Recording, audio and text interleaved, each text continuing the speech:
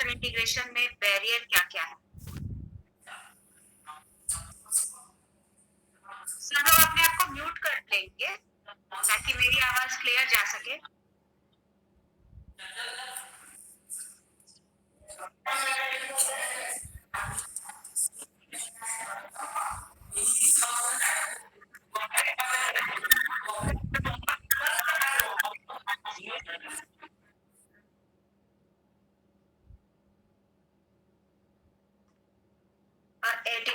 जैसा कि पिछले क्लास में हम लोग पढ़े थे कि नेशनल इंटीग्रेशन क्या है और नेशनल इंटीग्रेशन की जरूरत क्या है, और नेशनल इंटीग्रेशन अगर हम लोग ला रहे हैं तो उसके बैरियर क्या क्या है। तो आज उसको आगे ही उस टॉपिक में हम लोग पढ़ेंगे कि किस तरह से शिक्षा से, किस तरह से एजुकेशन से हम लोग नेशनल इंटीग्रेशन को प्रमोट कर सकते हैं। तो education for promotion of national integration, राष्ट्रीय एकता को बढ़ावा देने के लिए शिक्षा। तो सबसे पहले डॉक्टर राधाकृष्णन ने एक बहुत अच्छी बात कही थी कि नेशनल इंटीग्रेशन जो है वो आप ईंट पत्थर से नहीं बना सकते, और वो लोगों से बनेगा, और वो एक प्रोसेस के थ्रू बनेगा जिसमें कि सारे लोगों का सपोर्ट हो, और शिक्षा ही एक माध्यम है जिसके द्वारा हम ये लोगों को समझा सकते हैं। तो सबसे पहला जो है पॉलिसीज ऑफ एजुकेशन, जो एजुकेशन पॉलिसीज है वो एकीकृत होने के लिए ही 1952 से नेशनल पॉलिसी ऑफ एजुकेशन आई मुदालिर कमीशन के थ्रू, और वो नेशनलिज्म और एक प्रॉपर चैनल जिसके थ्रू हम लोग एजुकेशन देंगे उसकी बात करती है, और इसमें इंटीग्रिटी ऑफ लैंग्वेजेस की बात करती है। 3 लैंग्वेज फॉर्मूला था, वो अभी नेशनल एजुकेशन पॉलिसी जो नई आई है 2021 में, वो उसको हाईलाइट किया गया है। तो इस तरह से सबसे पहले जो है एजुकेशन के द्वारा हम लोग जो नेशनल पॉलिसी ऑफ एजुकेशन बनाने से वो हम लोग उसको प्रमोट करते हैं और उसको और भी प्रमोट कर सकते हैं। दूसरा, एम्स जो हो एजुकेशन के, जो एम्स है एजुकेशन के, वो नेशनल इंटीग्रेशन से रिलेटेड हो। नेशनल इंटीग्रेशन से रिलेटेड एम्स का मतलब कि किसी भी चीज का लक्ष्य होना चाहिए, या किसी भी जब हम कोई भी इस शिक्षा का प्रणाली तय करते हैं तो उस प्रणाली में इस तरह से शिक्षा हो कि वो बांटने की नहीं, जोड़ने की बात करे, वो हमको विविधता में एकता की बात करे, वही सारी चीजें सिखाए, और करिकुलम में भी वही हो। तीसरा है कि ह्यूमनिस्टिक अप्रोच मतलब मानवतावादी हमारा जो सोच होना चाहिए, जो वो हमारा मानवतावादी होना चाहिए, वो किसी जाति, धर्म और लिंग पे आधारित नहीं होना चाहिए, क्योंकि जब हम ये सारी चीजों से अलग रखते हैं तभी वो ह्यूमनिस्टिक अप्रोच होता है, मानवतावादी हमारा देखने का नजरिया होता है, अदरवाइज में हम लोगों को बांटते ही हैं। नेक्स्ट जो पॉइंट है उसमें जो करिकुलम है हमारा, वो करिकुलम हमारा रीस्ट्रक्चर, रीडिजाइन, और जो एग्जिस्टिंग करिकुलम है उसमें मॉडिफिकेशन होते रहता है। जो करिकुलम जो है वो ही एक आधार बनता है जिसमें अगर हम सारी चीज हम शुरू से वैदिक एजुकेशन पढ़ते हैं, शिक्षा का अगर हम देखें तो करिकुलम वैदिक एजुकेशन पढ़ते हैं, बुद्धिस्ट एजुकेशन सिस्टम पढ़ते हैं, मेडिवल एजुकेशन सिस्टम पढ़ते हैं, फिर हम लोग उसके बाद पोस्ट प्री इंडिपेंडेंस में हम ब्रिटिश एजुकेशन सिस्टम पढ़ते हैं जिसमें लॉर्ड मैकेले से शुरू होके वो लास्ट जो है ये पोस्ट इंडिपेंडेंस तक जाता है। उसके बाद हम लोग फिर पोस्ट इंडिपेंडेंस एजुकेशन सिस्टम पढ़ते हैं, मुदालिर कमीशन से लेके आपका अभी प्रेजेंट एजुकेशन सिस्टम जो आया है 2021, यहाँ तक जब हम अब इसी का सिलेबस देखें तो ये सिलेबस हर बार मॉडिफाई हुआ है, और इसमें इंटीग्रेशन है सारे रिलीजन्स का, इंटीग्रेशन है सारे क्षेत्रों का, और इसी तरह से करिकुलम जो है, जो हम कहानियां पढ़ते हैं हिंदी में या इंग्लिश में, या जो हमारे सिलेबस में और भी सोशल स्टडीज में जो चीजें मौजूद है, वो सब राष्ट्रीय एकता को प्रमोट करने की ही बात करती है, और राष्ट्रीय एकता को प्रमोट करने की बात करनी भी चाहिए। अगर वो नहीं करती है तो हमें वो रीडिजाइन करना चाहिए। नेक्स्ट जो है टेक्स्ट बुक्स, जो हमारी टेक्स्ट बुक्स है, रीडिंग मटेरियल है, वो तो पहले जिस जिस भी लैंग्वेज में हो, तो हमारा मेजर लैंग्वेज है हिंदी और इंग्लिश, और तीसरा जो मदर टंग है, तो वो रीजन वाइज मदर टंग में वो सारे टेक्स्ट बुक्स अवेलेबल होते हैं। और उसके बाद आपका जो दोनों दोनों भाषाओं में किताबें हर विषय की उपलब्ध होती है। तो इस तरह से इन सब चीजों को लेके हम नेशनल इंटीग्रेशन को प्रमोट कर सकते हैं। इसके बाद एक इम्पॉर्टेंट चीज जो है वो है ऑर्गेनाइजिंग ऑफ को करिकुलर एक्टिविटीज।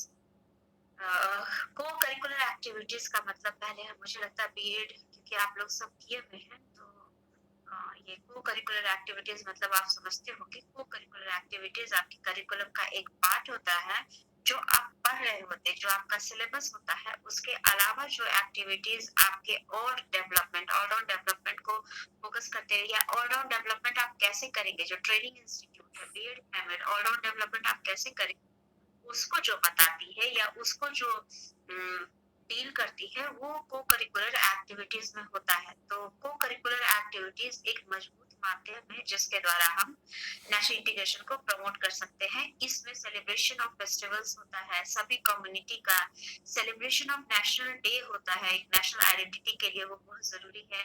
फिर जो डेली असेंबली होता है, नेशनल एंथम होता है, ये सारी चीजें को करिकुलर एक्टिविटीज के द्वारा बच्चों को बताई जा सकती है, समझाई जा सकती है, और ये सारी चीजें नेशनल इंटीग्रेशन को प्रमोट करती हैं।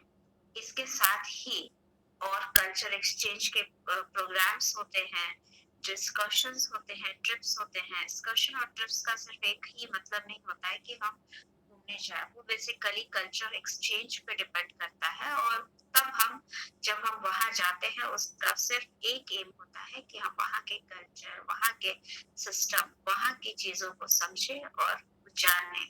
वही आपके रिपोर्ट में भी लिखा जाता है। तो ये सारी चीजें जो है वो आपको नेशनल इंटीग्रेशन को प्रमोट करती है। एक बार फिर से मैं आपको पॉइंट्स बता देती हूँ। अभी तक जो हमने बात की, हम टॉपिक पे बात कर रहे हैं, जो लेट अभी आए हैं उनके लिए टॉपिक पे हम बात कर रहे हैं education for promotion of national integration. राष्ट्रीय एकता को बढ़ावा देने के लिए शिक्षा के अंतर्गत क्या क्या पॉइंट्स हम पढ़ेंगे। तो पहला पॉइंट जो है वो है नेशनल पॉलिसी ऑफ एजुकेशन, राष्ट्रीय शिक्षा नीति। जो शिक्षा नीति हो, अगर वो क्षेत्र के हिसाब से बनेगी तो बाइफिकेशन बहुत सारे हो जाएंगे, और ये बाइफिकेशन कभी भी हमको एक सूत्र में नहीं बांधेगा। और जब हम राष्ट्रीय एकता की बात करते हैं तो हम एक सूत्र में बंधाने की ही बात करते हैं, जिसके लिए बहुत जरूरी है कि हमारा शिक्षा का जो प्रारूप हो वो समान हो। कुछ भाषीय अंतरों के कारण विविधता होती है, इसीलिए ट्राई लैंग्वेज फॉर्मूला की बात करता है नेशनल एजुकेशन पॉलिसी, वो 1952 का हो या 2021 का। और दूसरा कि जो एम्स होने चाहिए एजुकेशन के, वो नेशनल इंटीग्रेशन को प्रमोट करने के लिए होने चाहिए। एम्स ऑफ एजुकेशन का अर्थ है कि हम लोग किस तरह से, जो हम लोग फंक्शंस ऑफ एजुकेशन में पढ़ते हैं कि हम लोग ऑलराउंड डेवलपमेंट कराएंगे, एक अच्छे नागरिक का विकास करेंगे। एक अच्छे नागरिक का विकास भारत जैसे लोकतांत्रिक देश में वही है जिसमें कि सौहार्दपूर्ण माहौल को बनाए रखने की क्षमता हो। उसके साथ ही वो अपने संविधान को समझे और उसका सम्मान करे। नेक्स्ट जो पॉइंट है वो है करिकुलम। करिकुलम जो हमारा है उसको हम या तो प्रेजेंट करिकुलम अगर सही है तो उसको प्रमोट कर सकते हैं, नहीं तो हम लोग करिकुलम को रीडिजाइन कर सकते हैं। रीडिजाइन रीफ्रेमवर्क वो इसलिए कि ताकि वो नेशनल इंटीग्रेशन को प्रमोट करे, और वो प्रमोट तभी करेगा जब सिलेबस में अगर इंग्लिश है या हिंदी है तो उसमें सब तरह की कहानियां, सब जगह के लोग को इंक्लूड किया जाएगा। वैसे ही जब हम हिस्ट्री पढ़ते हैं तो हिस्ट्री में एंशिएंट हिस्ट्री से लेके मिडिवल से मॉडर्न हिस्ट्री तक सब चीज इंक्लूडेड होता है उसमें। जब ज्योग्राफी पढ़ते हैं तो उसे एक पर्टिकुलर क्षेत्र का नहीं पढ़ते हैं। तो जितने भी आपके करिकुलम के पोर्शंस होने चाहिए एजुकेशन की भी सेम बात है, मैंने पहले भी बताई कि एजुकेशन सिस्टम जब हम पढ़ते हैं तो वैदिक एजुकेशन से पोस्ट इंडिपेंडेंस पढ़ते हैं अभी तक का। इन सब को जब आप गौर से देखेंगे तो भारतीय विविधता उसमें आपको स्पष्ट दिखेगी, क्योंकि आप वैदिक एजुकेशन पढ़ते हैं, बुद्धिस्ट एजुकेशन पढ़ते हैं, मिडिवल पढ़ते हैं, जैनिज्म पढ़ते हैं, फिर आप ब्रिटिश पीरियड पढ़ते हैं, लॉर्ड मैकाले को पढ़ते हैं, फिर आप पोस्ट इंडिपेंडेंस मुदालिर कमीशन पढ़ते हैं, कोठारी कमीशन पढ़ते हैं, नेशनल एजुकेशन पॉलिसी 1986 पढ़ते हैं, उसके अमेंडमेंट्स 1992 के पढ़ते हैं, 1996 में फिर मॉडिफिकेशंस को पढ़ते हैं। तो ये सारी चीजें फिर आपका 2021 का आया। तो ये सारी चीजों को देखते हुए जब हम आगे करते हैं तो हमारा करिकुलम जो है वो बहुत मदद करता है कि हम जो ये हमारा राष्ट्रीय इमेज है एकता विविधता में एकता का, उसको बनाए रखे। और नेशनल इंटीग्रेशन इसी की बात करता है। आगे जो पॉइंट्स थे वो टेक्स्ट बुक्स जो होने चाहिए वो एक तो इम्प्रेसिव तरीके से होना चाहिए, और भाषा सबसे इम्पोर्टेंट है कि जितने भी टेक्स्ट बुक्स हो वो 2 भाषा में तो मिलते ही है, इंग्लिश या हिंदी। उसके अलावा रीजनल जगह को हिसाब से वो अपने उसके मदर टंग में ही हो, या तो बंगाली हो या फिर उड़िया हो या फिर कन्नड़ हो, वो उसके हिसाब से भी वहाँ पे मिलते हैं। और जो सबसे ज्यादा प्रभावी तरीके से दिखता है वो है ऑर्गेनाइजेशन ऑफ को करिकुलर एक्टिविटीज, पाठ्यक्रम सहगामी क्रियाओं का उसका ऑर्गेनाइजेशन हो। इसलिए जरूरी है कि इसी के द्वारा आप बच्चों को समझा सकते हैं national anthem, national symbol, national song और एक नेशन का क्या इम्पोर्टेंस है, बहुत ही सरल तरीके जिसमें वो आपको अलग से अफोर्ड भी नहीं लगाना पड़े। इसके साथ जो सेलिब्रेशंस ऑफ फेस्टिवल्स है, हर एक ये के सेलिब्रेशंस हैं जो नेशनल फेस्टिवल्स के और हर एक कम्युनिटी के, ये सब करवाया जाता है आपको बीएड में। इसका सिर्फ एक ही मकसद है कि ये जब आप टीचर बन के जाए स्कूल में, तब आप वहाँ पे उसको प्रमोट करें और सब तरह की चीजों को आप सीखे, समझे और जाने। तो ये था एजुकेशन फॉर कल्चर एक्सचेंज भी इसके अंतर्गत आता है, और डिस्कशन वगैरह भी इसके अंतर्गत आते हैं कि भाई आप किस तरह से आप अपने कल्चर के साथ साथ दूसरे कल्चर को जानेंगे भी। और जब हम चीजों को जानने समझने लगते हैं तभी हमारा उससे अपनापन का भावना डेवलप होता है। तो ये सारे पॉइंट्स जो हैं वो आपके आएंगे promotion, education for promotion of national integration में। अब इसके आगे अगर हम लोग पढ़ते हैं teacher, role of a teacher क्या है। रोल ऑफ अ टीचर जो है वो, क्योंकि हमारा जो समाज है उसमें वो उसकी पोजीशन काफी अच्छी बताई जाती है। भले अब मॉडर्न टाइम में वो चीजें चेंज हो रही हैं बहुत सारी चीजें, लेकिन सबसे पहले तो टीचर एक लिविंग मॉडल होता है। तो जब टीचर एक लिविंग मॉडल होता है तो वो बहुत आराम से इन्फ्लुएंस कर सकता है अपने बच्चों को। तो सबसे जरूरी होता है कि वो नेशनल इंटीग्रेशन के जो बेसिक्स मोरल हैं वो एक टीचर में हो। अगर वो एक टीचर में हो तभी वो दूसरों को बता पाएगा। दूसरा कि पॉजिटिव एटीट्यूड होना चाहिए। पॉजिटिव एटीट्यूड का मतलब होता है बायस्ड नहीं होना। बायस्ड मतलब पूर्वाग्रह से ग्रसित नहीं होना। पूर्वाग्रह से ग्रसित किसी भी रिलीजन को लेके, किसी भी लैंग्वेज को लेके, किसी भी कास्ट, किसी भी कम्युनिटी को लेके अगर आप पूर्वाग्रह से ग्रसित है कि ऐसे लोग ऐसे ही होते हैं, तब वो आपके नेशनल इंटीग्रेशन के जो गोल्स है उसको आप अचीव करने में हमेशा नाकामयाब रहिएगा। और जब टीचर ही पॉजिटिव एटीट्यूड लेके नहीं चलेगा तो वो नहीं सिखा पाएगा। दूसरा है कि वो कर क्या सकता है टीचर, सबसे ज्यादा क्या कर सकता है, वो जो कर सकता है वही दिखता है लोगों को। तो बोलने, सेइंग एंड डूइंग, बोलने और करने में फर्क नहीं होना चाहिए। जिस चीज को आप मानते हैं अगर वो आप बोलते हैं तो आप उसी चीज में आप दिखने भी चाहिए। दूसरा है कि वो आर्टिकल्स लिख सकता है, राइटिंग आर्टिकल्स, राइटिंग बुक्स वो लिख सकता है, लिख के अपनी चीजों को बता सकता है। और ये सबसे मजबूत माध्यम होता है किसी भी सोशल चेंज को लाने का, या फिर किसी भी पर्सन को अपने थॉट्स को बताने का। क्योंकि आप हो सकता है जब आप बोल रहे हैं तो बहुत सारे लोग उसको ना समझे, ना जाने, ना सुने, ये भी हो सकता है। लेकिन जब आप लिखते हैं तो हो सकता है कि बहुत लोग पढ़े और उसमें से अगर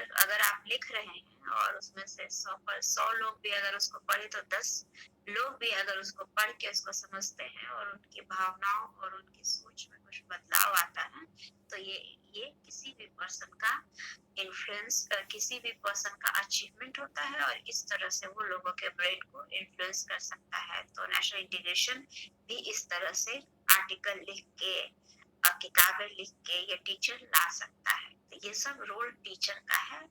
और न्यूज़पेपर बुक्स पढ़ना और पढ़ने की हैबिट डालना, इंस्पिरेशन बनना, और मोरल ड्यूटी ये है कि अगर कोई गलत कर रहा है या गलत चीजें हो रही हैं तो उसको उसको एक शिक्षक या ये एक, यहाँ पे हम लोग एक शिक्षक की बात कर रहे हैं, लेकिन ये डे टू डे लाइफ में होता है कि ये किसी के लिए भी है। आपकी मोरल ड्यूटी बनती है, आपका दोस्त हो या आपका बहुत क्लोज हो, लेकिन आपको कहीं लगे कि वो गलत है, तो आप 4 लोगों को बताने की बजाय कि वो गलत है, आप उसको कहे, हो सकता है वो सुधार हो जाए। तो ये मोरल ड्यूटी है। मोरल ड्यूटी एक और टीचर की यहाँ पे होती है कि नेशनल इंटीग्रेशन या नेशनल यूनिटी की जब वो बात करता है तो वो आप अपने बच्चों को संविधान के नियम के साथ साथ संविधान के जो राइट्स के साथ साथ उसके ड्यूटीज भी बताए। इस तरह से बच्चे में सिविक सेंस डेवलप होगा। और ऑर्गेनाइजेशन ऑफ को करिकुलर एक्टिविटीज हो तो टीचर के हाथ में ही होता है, वो कल्चर फेस्टिवल हो, कम्युनिटी फेस्टिवल सेलिब्रेशन हो, नेशनल फेस्टिवल सेलिब्रेशन हो, इसलिए वो बहुत जरूरी होता है। और शिक्षक एक रोल मॉडल क्योंकि है, तो वो जो सोचते हैं करते हैं वो कम से कम लोगों से कम्युनिकेट करके उसको वो बता सकते हैं और वो एक माध्यम बन सकते हैं नेशनल इंटीग्रेशन को प्रमोट करने का।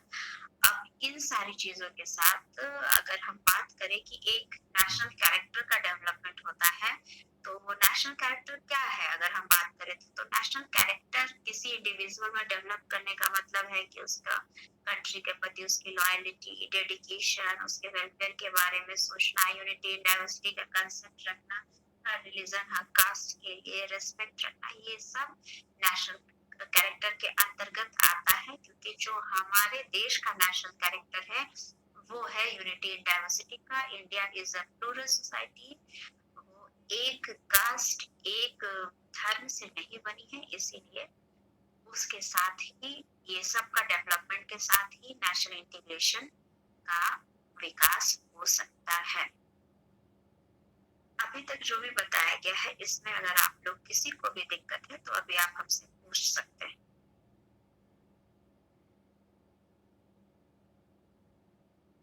आप अपने आप को अनम्यूट करके अभी तक भी अगर किसी भी चीज में किसी भी पॉइंट में आप लोग किसी को भी प्रॉब्लम हो तो वो अभी मेरे से पूछ सकते हैं।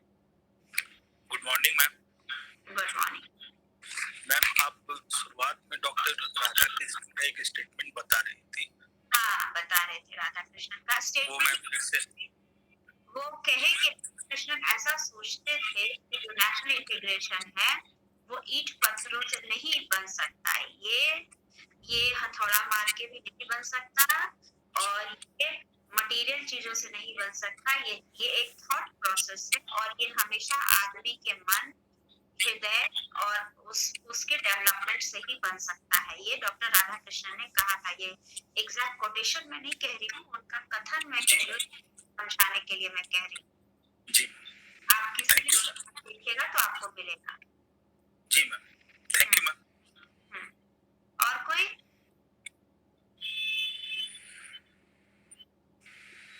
अगर नहीं है कोई सवाल तो ये आपका एक टॉपिक मैंने कंप्लीट कर दिया।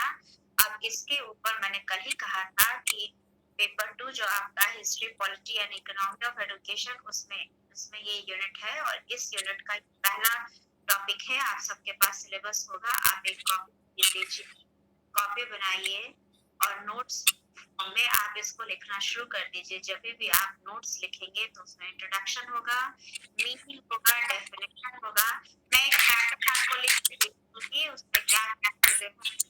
और आपका ये जो पहला अभी टॉपिक है वो है नेशनल इंटीग्रेशन एंड एजुकेशन जो आपका है। इसके बाद national international understanding and education, democracy for education, totalitarian principle, ये सारा चीज है इसी यूनिट में। तो एक एक करके मैं जैसे ही खत्म करते जा रही हूँ, और टॉपिक का नोट्स प्रिपेयर कर लीजिए, और कहीं भी दिक्कत हो तो पूछिए, क्योंकि असाइनमेंट्स जमा करने होंगे। ये आपकी सुविधा के लिए है कि आप पहले से बना के रखें और आपके ऊपर बर्डन ना हो। मैम बीएड से कुछ मैम बीएड का उससे तो हेल्प हो सकता है। ये सारे टॉपिक है, कोई भी तो वो कभी भी ये नहीं होता है कि सिर्फ वही से है, बेस होता है। पैशन आपका बीएड मतलब ग्रेजुएशन इन एजुकेशन, एमएड मतलब मास्टर इन एजुकेशन, तो बेस आपका वही है। उसको थोड़ा सा इलाबरेट करना है, अदरवाइज सब चीजें आपकी सेम है। और बीएड की किताबें जो है वही आपको काम देगी। अगर आपके पास किताबें हैं तो और कुछ और किताब आप खरीद सकते हैं।